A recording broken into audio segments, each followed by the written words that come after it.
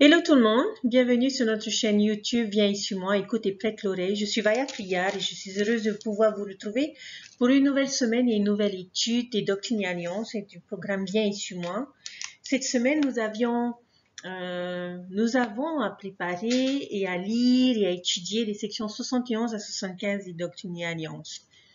J'espère que vous prendrez autant de plaisir que cela a été pour moi lorsque vous découvrirez ces sections tout au long de la semaine.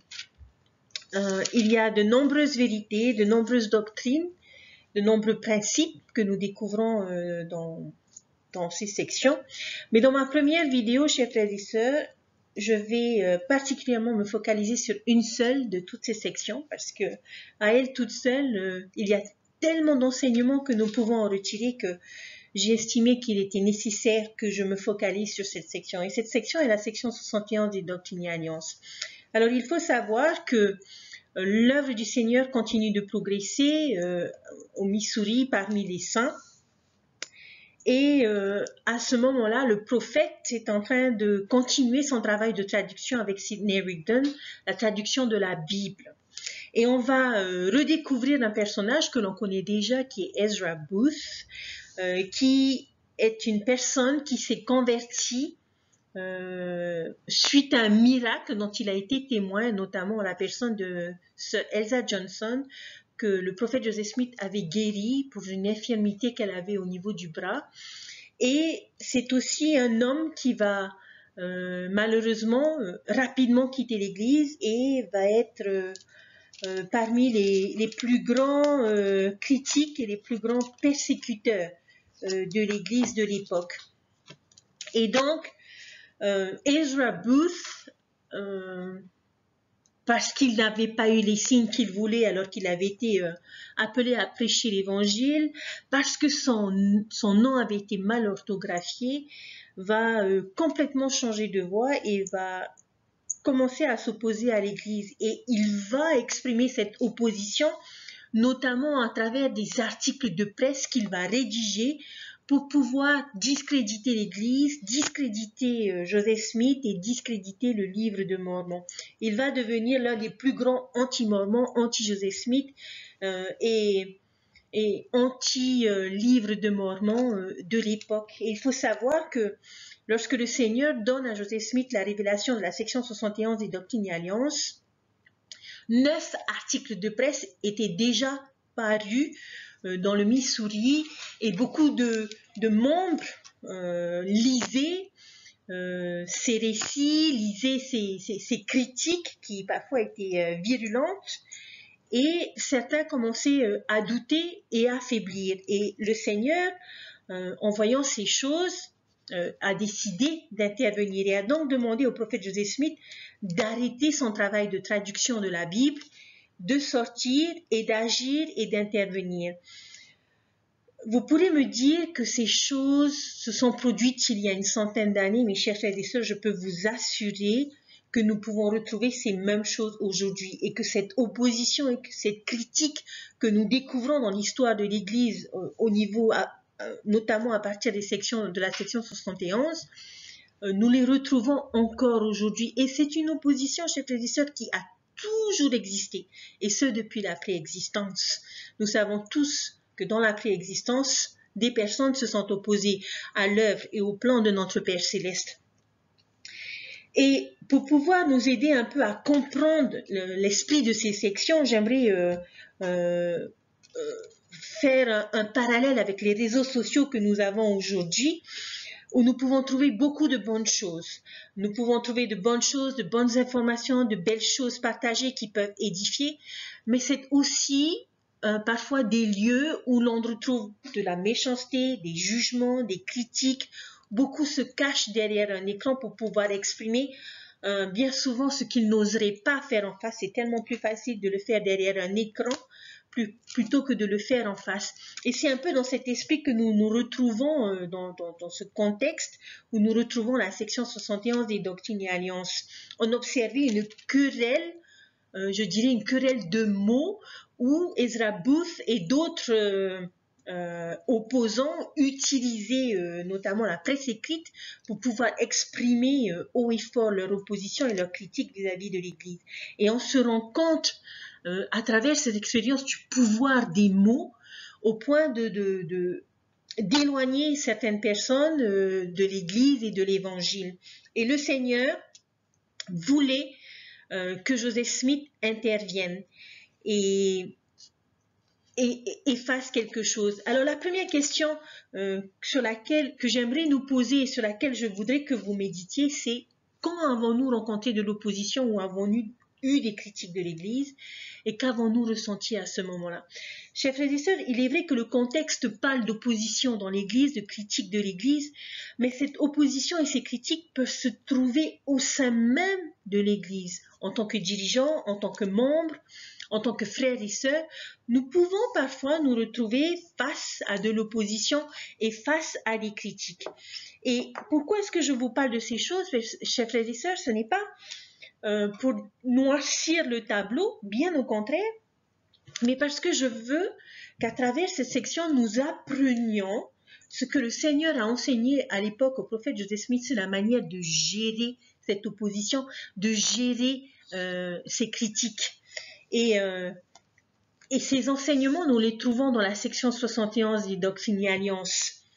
Il faut savoir que lorsque cette section 71 est sortie, Ezra Booth avait édité plus de 9 articles, ok, et le prophète Joseph Smith avait considéré ces articles comme des tentatives vaines pour contrecarrer l'œuvre du Seigneur. Alors, le Seigneur demande à Joseph Smith de faire une pause dans son travail et de sortir et de faire ce qu'il attendait d'eux. Le Seigneur aurait pu demander à Joseph Smith de juste se focaliser sur Ezra Booth, d'éliminer le problème et puis de reprendre son travail. Non, en fait, on se rend compte en lisant la section et en lisant le livre des saints que le Seigneur était plus soucieux pour tous ceux qui lisaient les articles, soucieux de leur foi et de leur curiosité. Parce que nous, c'est pareil, nous sommes membres de l'Église de Jésus-Christ des Saints des Derniers Jours, mais lorsque nous faisons appel aux réseaux sociaux, cela titille notre curiosité, où nous découvrons des choses, nous lisons des choses qui, en tout cas j'espère, ne nous fait pas faiblir dans notre foi et dans notre témoignage. Alors découvrons ensemble comment est-ce que le Seigneur intervient, comment est-ce que le Seigneur, voudrait que l'on intervienne dans ce genre de situation. Alors, le premier verset que l'on découvre est le verset 1 de la section 71 où il est dit « Le moment est venu en vérité où il m'est nécessaire et opportun que vous ouvriez la bouche pour proclamer mon évangile, les choses du royaume expliquant ces mystères à l'aide des Écritures selon cette part d'esprit et de pouvoir qui vous sera donnée et ce, comme je le veux. » Chers frères et sœurs, on pourrait juste s'arrêter là parce que toutes les clés et toutes les solutions se trouvent dans ce premier verset sur la manière dont le Seigneur veut que nous agissions et réagissions face aux critiques et à l'opposition que nous pouvons rencontrer dans notre vie. La première chose qu'il dit, ok, tu t'arrêtes de travailler, maintenant j'estime qu'il faut que tu fasses autre chose pendant un certain temps. Donc la première chose que je veux que tu fasses, Joseph Smith, c'est que tu proclames mon évangile.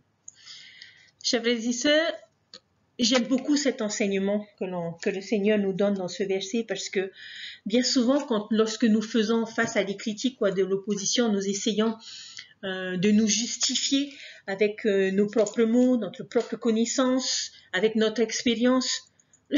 Le Seigneur nous dit, non, tout ce que vous avez à faire vis-à-vis de ces personnes, c'est juste leur rappeler cet évangile. Ezra Booth connaissait l'évangile parce qu'il avait été converti, parce qu'il avait appris des choses et qu'il avait suivi les révélations du prophète Joseph Smith. Et le Seigneur demande au prophète d'aller voir ces personnes qui avaient lu tous ces articles et dont la curiosité a été titillée et dont la foi a commencé à vaciller. Et il a demandé au prophète, je veux que tu sortes et que tu proclames mon évangile. Je veux que tu enseignes mon évangile à ces personnes. Pourquoi l'évangile? Qu'est-ce que l'évangile va apporter?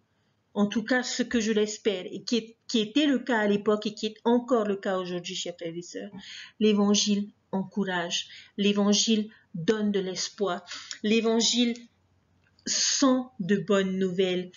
Et nous avons besoin parfois de rappeler à ces personnes qui s'opposent et qui critiquent cet évangile qu'ils ont connu ou qu'ils ont côtoyé à un moment dans leur vie. La deuxième chose, il leur a demandé de proclamer les choses du royaume. Chers frères et sœurs, cet évangile, nous devons rappeler à ces personnes que cet évangile, ils la connaissaient déjà. Dans la préexistence où le Seigneur nous a tous enseignés et où nous avons tous accepté son plan. Le Seigneur nous demande de proclamer son évangile, de proclamer les mystères de son royaume, de rappeler à ces personnes ces choses que nous savons déjà. Et de quelle manière le Seigneur nous dit encore dans ce verset, en expliquant ces mystères à l'aide des Écritures. Il ne nous demande pas de nous reposer sur notre propre sagesse, il ne nous demande pas de nous reposer sur notre propre intelligence, mes chers frères et sœurs, d'expliquer ces choses à l'aide des Écritures. Pourquoi? Parce que nous savons que les Écritures sont la parole de Dieu. Et nous devons inviter les personnes à se tourner vers les Écritures, qui sont la meilleure source que nous pourrions avoir dans notre vie pour pouvoir comprendre et pour pouvoir nous rendre compte de nos erreurs, de nos égarements, les raisons pour lesquelles nous jugeons, les raisons pour lesquelles nous critiquons, les raisons pour lesquelles nous nous opposons. Rappelons à qui est cette œuvre. En tant que dirigeants, lorsque nous essayons de mettre en place des programmes, nous essayons de mettre en place des choses, nous nous retrouvons face à d'autres dirigeants qui s'opposent et qui critiquent ces choses que nos évêques ou nos présidents de pied ont pu recevoir par révélation. Chers frères et sœurs, il ne s'agit pas de l'œuvre de notre évêque, il ne s'agit pas de l'œuvre de notre président de pieux ou de l'œuvre de notre président des anciens ou de notre président de la société de secours. Il s'agit de l'œuvre de Dieu. Et toutes ces personnes qui s'opposent et qui critiquent ont besoin de se souvenir de la source de tous ces programmes, de tous ces projets, qui est Dieu par la révélation que nous étudierons un peu plus tard. Et nous devons nous tourner vers les Écritures. On connaît l'adage, si tu veux parler à Dieu, prie. Si tu veux que Dieu parle, lis les Écritures. Donc si nous voulons aider ces personnes qui s'opposent ou qui critiquent, permettons au Seigneur de parler à ces personnes en nous référant aux Écritures que nous avons. Et la partie la plus importante que l'on retrouve dans ce verset, c'est qu'il nous demande de le faire selon cette part d'esprit et de pouvoir qui vous sera donnée. Qu'est-ce que le Seigneur nous dit, chers frères et sœurs? Comme il l'a dit à Joseph Smith, je veux que tu sortes et que tu proclames. Et d'une certaine façon, il dit, je te donnerai l'esprit et le pouvoir pour pouvoir proclamer cet évangile, pour pouvoir proclamer les mystères du royaume, pour pouvoir t'inspirer des Écritures, pour pouvoir enseigner, élever et édifier ces personnes qui aujourd'hui s'opposent et critiquent l'Église. Nous ne devons pas oublier, chers frères et sœurs, que le Seigneur nous connaît individuellement et personnellement. Je crois que je l'ai dit tellement de fois dans nos études des doctrines et alliances de Viens et suis-moi. Et le message que nous avons parfois à partager peut et doit être un message personnel que Dieu va adresser à ces personnes. Nous n'avons pas besoin de démontrer par A plus B que nous avons raison. Tout ce que nous devons faire, c'est rappeler à ces personnes la source même de leur connaissance, qui est l'Évangile. Et par l'Esprit, le Seigneur nous aidera à fournir, pas les preuves, mais les vérités qui permettront à ces personnes de se rendre compte qu'à un moment donné dans leur vie, ils ont fait fausse route et se sont égarés des choses essentielles, des choses importantes et qui a fait que leur foi a été étouffée. Il attend de nous que nous nous tournions vers son évangile, que nous nous tournions vers les mystères, que nous nous tournions vers les Écritures. Et alors nous saurons quoi enseigner à ces personnes de façon personnel.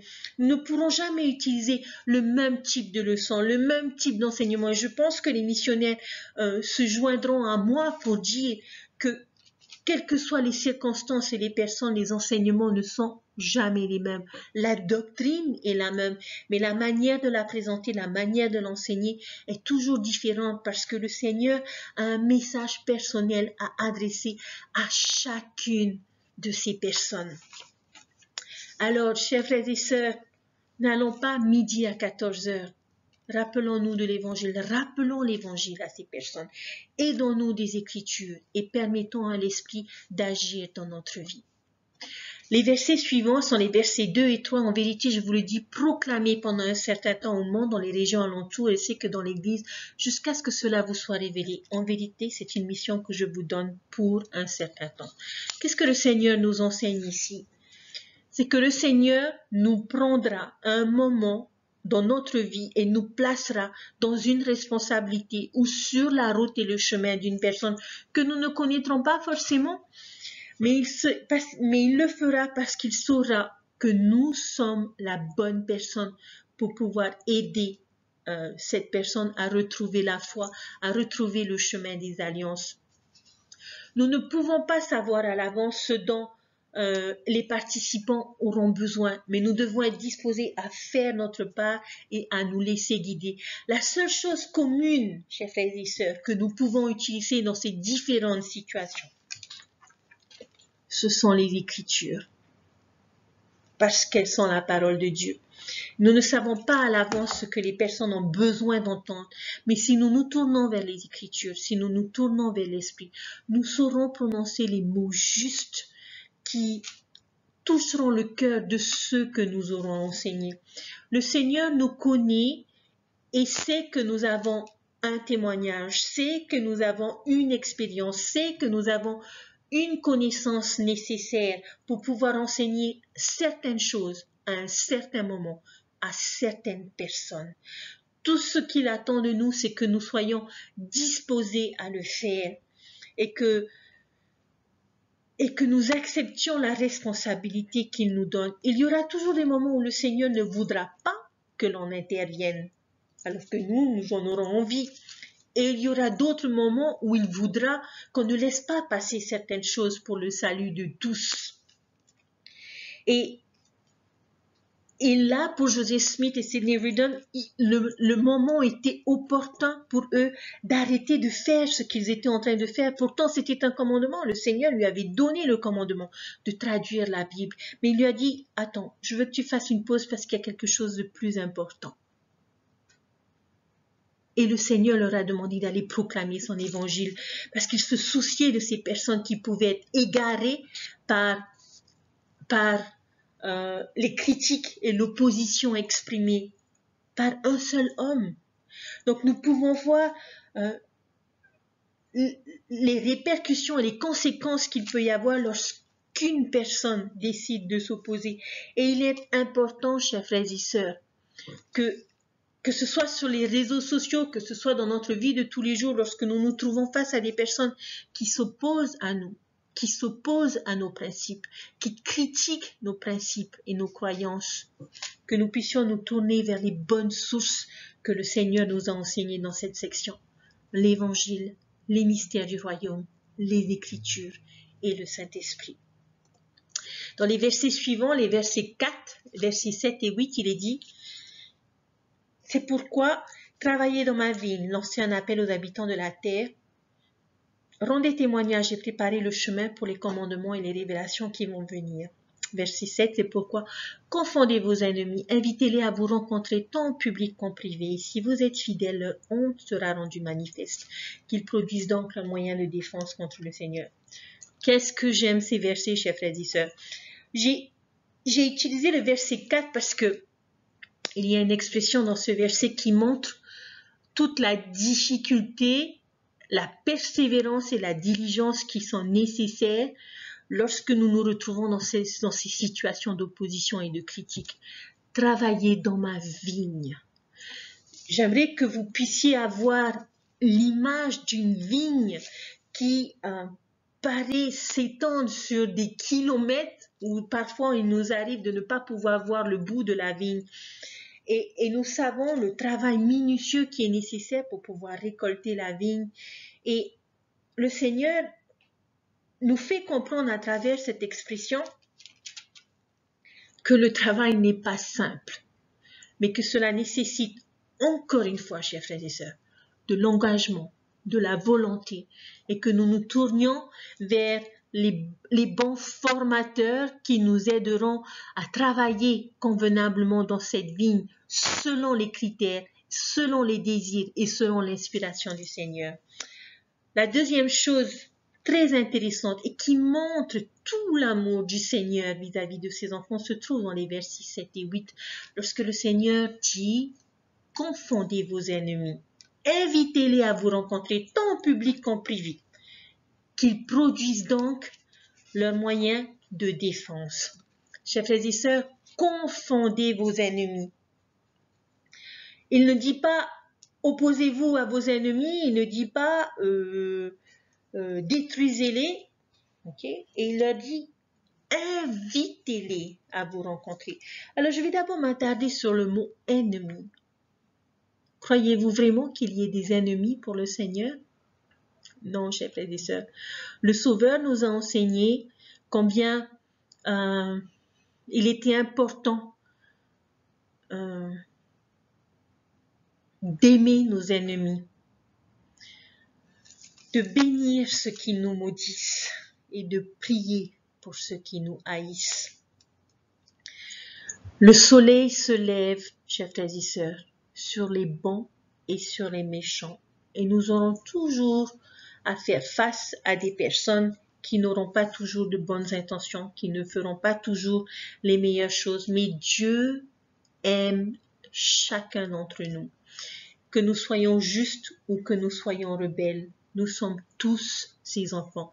Ezra Booth était un enfant de Dieu. Et le Seigneur veut avoir de l'espoir pour chacun d'entre nous. Et il nous demande juste de faire notre part. Proclamer l'évangile, proclamer les mystères, aidez-vous des Écritures, aidez-vous de l'Esprit. Et là, qu'est-ce qu'il nous demande à travers le mot ennemi? S'il vous plaît, priez pour ces personnes. Aimez ces personnes qui vous critiquent et qui s'opposent à vous. Priez pour ces personnes qui ne vous aiment pas. Je parlerai peut-être pas de haine, mais des personnes qui ne nous aiment pas ou qui ne nous portent pas dans notre cœur. Et nous invite à travers ces versets à réfléchir sur la meilleure façon d'agir.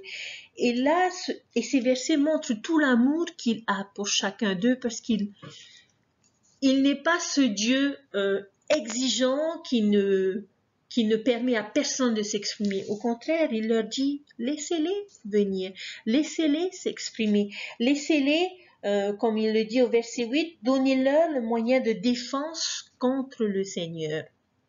Chers frères et sœurs, le Seigneur permet à chacun de pouvoir s'exprimer. Il nous a donné le libre arbitre. Et nous avons, chacun d'entre nous, la liberté de choisir qui nous voulons suivre, quelle voie nous voulons prendre, quelle vérité nous voulons croire. Et le Seigneur permet à chacun de pouvoir s'exprimer. Mais il y a une petite expression qui est importante et que nous ne devons jamais oublier, chers frères et sœurs. Et c'est l'expression contre le Seigneur. Ces personnes qui s'opposent à l'Église et qui s'opposent ou critiquent l'Église s'opposent à Dieu et critiquent Dieu. Lorsque nous nous opposons à un dirigeant, lorsque nous nous opposons à un évêque, ce n'est pas vis-à-vis de cette personne que nous nous opposons ou que nous critiquons, mais c'est vis-à-vis de Dieu. Chers frères et sœurs, j'aimerais que nous puissions prendre conscience de cette vérité et de cette vision des choses, de manière à pouvoir nous remettre en question. Lorsque nous faisons partie de ceux qui critiquent les plans d'action, qui critiquent les dirigeants à cause de leurs imperfections, ou qui nous opposons à ces programmes, à ces projets, à ces activités que nos dirigeants veulent mettre en place. Chers frères et sœurs, je nous invite à nous souvenir que ce n'est pas vis-à-vis de l'homme que nous nous opposons, mais c'est vis-à-vis du Seigneur.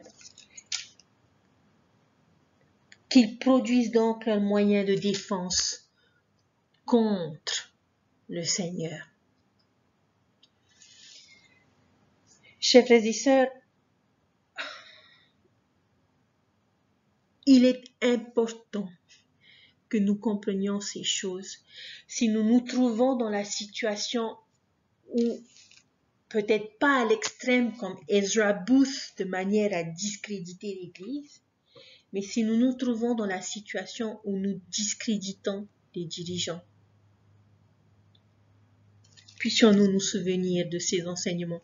Le Seigneur nous laisse le droit de critiquer, nous laisse le droit de nous opposer, de choisir. Mais il nous rappelle à travers ces versets, chers frères et sœurs, que c'est contre lui que nous agissons, pas contre ces personnes que nous avons choisi de critiquer, mais contre lui. Et soyons conscients de cela. Le dernier verset sur lequel je voudrais m'attarder est le verset 9, qui est le thème de notre étude des doctrines et alliances de cette semaine. En vérité, ainsi vous dit le Seigneur, toute âme forgée contre vous sera sans effet. Lorsque vous lisez ce verset dans la section 71 des doctrines et alliances, il y a une référence croisée que je voudrais partager avec vous parce que cette référence croisée m'a permis de mieux comprendre quelque chose que je voudrais partager. Cette référence croisée se trouve dans Ésaïe chapitre 54, les versets 16 à 17, et voici ce qu'il est dit. Voici, j'ai créé l'ouvrier qui souffle le charbon au feu et qui fabrique une arme par son travail, mais j'ai créé aussi le destructeur pour la briser. Toute âme forgée contre toi sera sans effet, et toute langue qui s'élèvera en justice contre toi, tu la condamneras. Tel est l'héritage des serviteurs de l'Éternel, tel est le salut qui leur viendra de moi. J'espère que comme moi, chers frères et sœurs, vous avez compris la puissance de ces versets. J'ai créé l'ouvrier qui souffle le charbon au feu et qui fabrique une âme, mais j'ai aussi créé le destructeur. Qu'est-ce que cela signifie, chers frères et sœurs? Que le Seigneur connaît celui qui s'oppose et qui critique son évangile et son Église, parce que c'est lui qui a créé toutes choses, c'est lui qui a créé tout homme sur cette terre. Tout comme le Seigneur connaît celui qu'il aura choisi pour briser cette arme qui a été fabriquée. Qu'est-ce que cela signifie, chers frères et sœurs? Eh bien, tout simplement que le Seigneur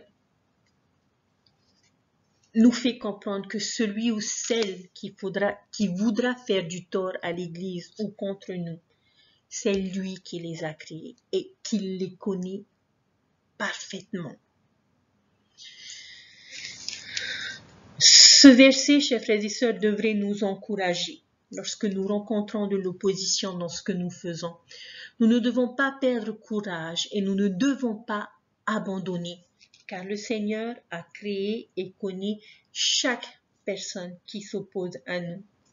Et il nous promet dans ces versets, chers frères et sœurs, que toute âme forgée contre nous, toute parole, toute action, tout mot forgé contre nous sera sans effet parce que nous sommes les serviteurs de l'Éternel. Quelle merveilleuse bénédiction et quel merveilleux enseignement que le Seigneur nous donne à travers ces versets, à travers cette section. Et l'on peut ressentir tout l'amour de notre Sauveur et de notre Père Céleste dans la manière dont il voudrait que nous gérions ces situations d'opposition et ces situations de critique. En fait, ce qu'il nous demande, c'est juste d'être comme le Sauveur. C'est d'aimer ces personnes et de leur enseigner l'Évangile pour qu'ils puissent faire grandir leur foi, pour qu'ils puissent se souvenir de cet Évangile qu'ils ont planté à un moment donné dans leur vie, dans leur cœur, et les ramener sur la voie juste, droite, qui mène à la vie éternelle. Aimer ces personnes, prier pour ces personnes. À aucun moment le Sauveur ne s'est retrouvé en conflit ou en opposition avec qui que ce soit. Il a tout simplement partagé l'évangile de son Père. Il a aimé et béni les personnes qui l'ont persécuté. Joseph Smith, tout au long de sa vie, a fait face à de nombreuses oppositions, à de nombreuses persécutions. Mais il n'a jamais dévié de son objectif qui était de rétablir l'évangile de notre Sauveur Jésus-Christ sur la terre. À un moment dans notre vie, nous recherchons toujours tous la vérité et nous n'avons aucun instrument scientifique pour déterminer où se trouve la vérité, où se trouve le mensonge. Mais le Seigneur nous a donné, et c'est ce que nous avons appris la semaine dernière, ou il y a 2 semaines, un cœur et un esprit que nous devons régulièrement utiliser afin de déterminer ce qui est vrai et ce qui ne l'est pas. Il arrivera dans notre quête de la vérité que nous nous poserons des questions et nous nous tournerons, en tout cas je l'espère, vers les Écritures pour pouvoir obtenir les réponses à ces questions. Mais il y en a une que je voudrais que l'on se pose, chers frères et sœurs.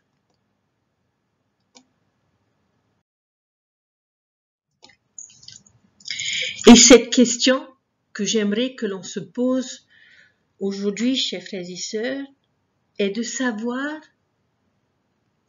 qu'est-ce qui a fait à un moment donné, qu'est-ce qui a permis ou encouragé une personne à critiquer ou à s'opposer à l'Église ou à l'Évangile ou à nos dirigeants.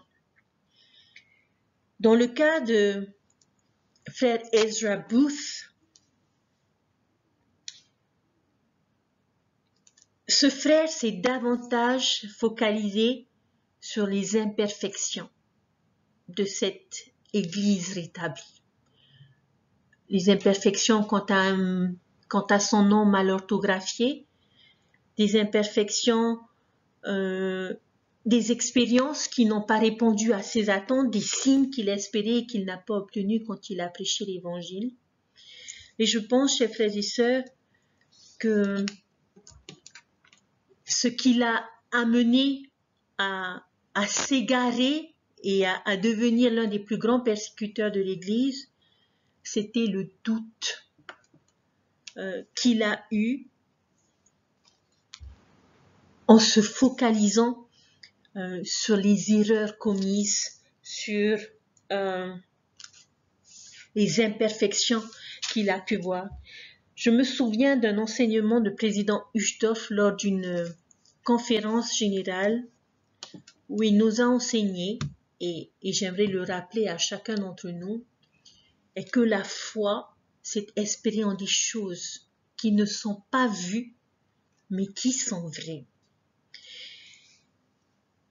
Et président Uchtdorf nous a encouragés à douter de nos doutes plutôt que de douter de notre foi. Lorsque nous discutons des vérités avec d'autres personnes, bien souvent, nous nous focalisons sur les conclusions.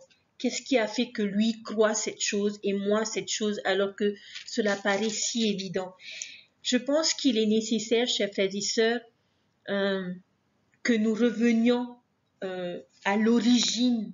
Et c'est pour cela que le Seigneur nous demande de revenir et de proclamer l'Évangile, les mystères du royaume et les Écritures pour pouvoir rappeler le début de source sur laquelle notre foi était fondée.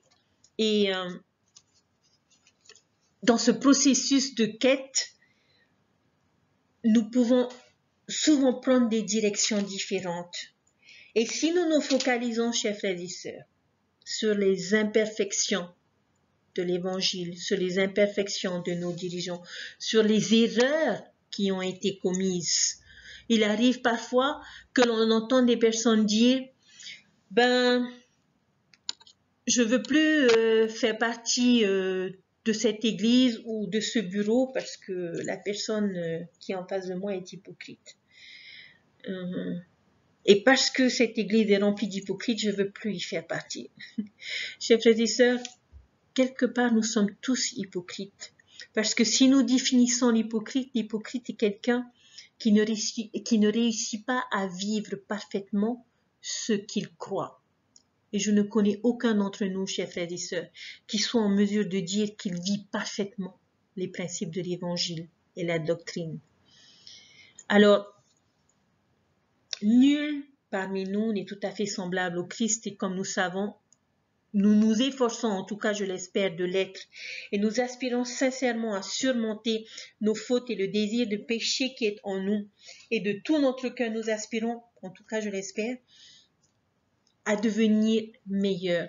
Lorsque nous cherchons la vérité, posons-nous la question de savoir si nous plantons un arbre dans lequel nous pouvons avoir confiance et que cet arbre nous mènera vers l'exaltation. Lorsque personne nous donne une vérité, quelque part, elle nous demande de lui faire confiance. Lorsque nous choisissons de suivre les vérités de l'évangile du Christ, chers frères et sœurs, nous choisissons de faire confiance au Seigneur. Et notre Père Céleste nous rappelle l'importance qu'il y a aujourd'hui de faire confiance au Sauveur, et particulièrement lorsqu'il s'est adressé au prophète Joseph Smith lorsqu'ils sont apparus dans le bois sacré et qu'il a dit au prophète Joseph Smith, « Voici mon fils bien-aimé, écoute-le. » Président Nelson, l'année dernière, nous a envoyé également l'invitation de pouvoir nous rapprocher davantage de notre Sauveur Jésus-Christ et d'apprendre à l'écouter et à recevoir les révélations nécessaires. Principes et enseignements que nous verrons dans notre prochaine vidéo, dans notre prochaine étude des doctrines et alliances, des sections de cette semaine. Nous devons, chers frères et sœurs, nous tourner vers la seule vraie source éternelle. Certains pourront estimer ou pourront dire que nous suivons les prophètes aveuglément, que nous suivons les Écritures aveuglément. J'espère que ce n'est pas le cas, chers frères et sœurs. Nous suivons les prophètes et nous suivons les Écritures parce que nous savons quelles sont des sources divines, dignes de confiance et que ces sources viennent de Dieu. Et parce que nous faisons confiance au Seigneur qui nous accordera les preuves nécessaires dont nous ferons notre propre expérience à travers notamment ces sources que sont nos prophètes qui nous enseignent et nous encouragent à mettre en application les principes.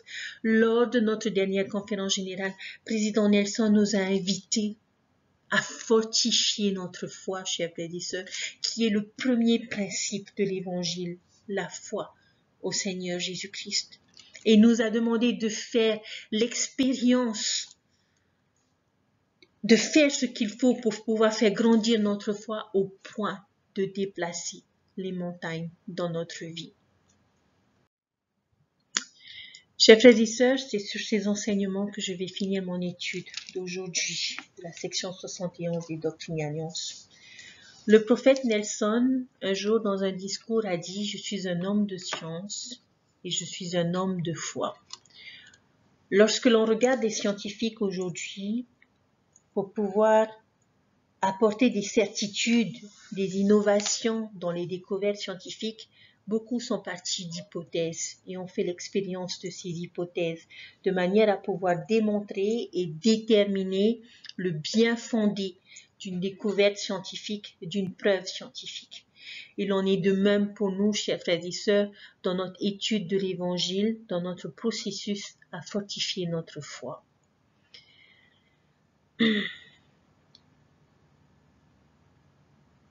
Si nous nous retrouvons dans la situation, chers frères et sœurs, où nous sommes en opposition ou en situation de critique de l'Église, de l'Évangile et de nos dirigeants, je nous invite, chers frères et sœurs, à revenir sur les principes de base que nous connaissons, à revenir et à nous plonger dans les Écritures et à nous souvenir que cette œuvre n'est pas l'œuvre de l'homme, que ces dirigeants qui ont été choisis n'ont pas été choisis par l'homme, mais ont été choisis par Dieu. Et lorsque nous sommes en opposition avec ces personnes ou avec l'Église, nous sommes en opposition avec le Seigneur. Et toute personne sensée, chers frères et sœurs, ne voudrait pas, à mon humble avis, se retrouver en opposition avec le Seigneur. À ceux qui ont des doutes et qui ont été égarés par ces doutes, par ces contrariétés, par ces imperfections, par cette hypocrisie dont vous avez pu être témoin. Chers frères et sœurs, je vous invite à douter de vos doutes, à fermer les yeux sur ces imperfections et sur cette hypocrisie. Nous ne devons pas permettre aux doutes de nous garder prisonniers, de nous tenir éloignés de l'amour, de la paix et des dons de Dieu qui sont accordés par la foi au Seigneur Jésus-Christ. Je sais que Dieu vit et je sais qu'il nous aime. Chers frères et sœurs, le Seigneur nous a non seulement montré comment réagir vis-à-vis de ces personnes, mais nous a aussi témoigné de l'amour qu'il avait pour toutes ces personnes, pour chacun de ses enfants, parce qu'il nous connaît individuellement, parfaitement, parce qu'il nous a créés. Et puissions-nous toujours être disposés, engagés, à nous saisir des moments opportuns que le Seigneur jugera bon de nous accorder. Et je vais finir cette étude par le dernier verset de la section 71 des Doctrines et Alliances, qui dit ceci dans le verset 11, c'est pourquoi gardez mes commandements, ils sont vrais et dignes de foi. Voilà, chers frères et sœurs, la meilleure défense que nous pouvons avoir contre ceux qui s'opposent et qui critiquent l'Église et l'Évangile.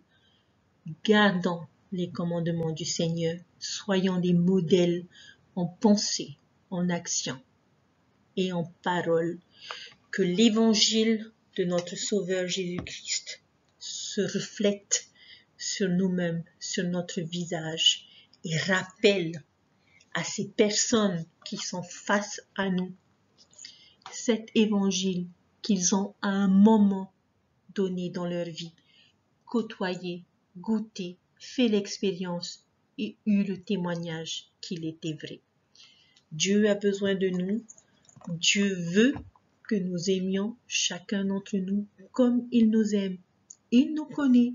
Il connaît nos imperfections et il sait que ce n'est pas toujours facile de rester sur la bonne voie et que de nombreuses voix derrière des écrans spirituels vont tenter de nous éloigner sur ce que nous savons être la véritable source de bonheur, qui est l'Évangile. Dieu vit, Dieu nous aime. Je n'en ai aucun doute, chers frères et sœurs. À nos amis de l'Église, je vous invite à découvrir cet Évangile, à placer votre foi dans le Sauveur Jésus-Christ et à le faire grandir à travers les enseignements de nos missionnaires, à travers les enseignements des Écritures et à vivre votre expérience personnelle avec Dieu. Et je vous laisse toutes ces choses au nom de Jésus-Christ. Amen. Je vous souhaite une bonne nouvelle semaine, une bonne étude s'il vous plaît. Lisez vos Écritures, chers frères et sœurs, et vous découvrirez tellement de choses sur notre Sauveur, sur notre Père Céleste et sur leur Évangile. Je vous souhaite le meilleur et je vous dis à très bientôt pour une nouvelle vidéo. Bye!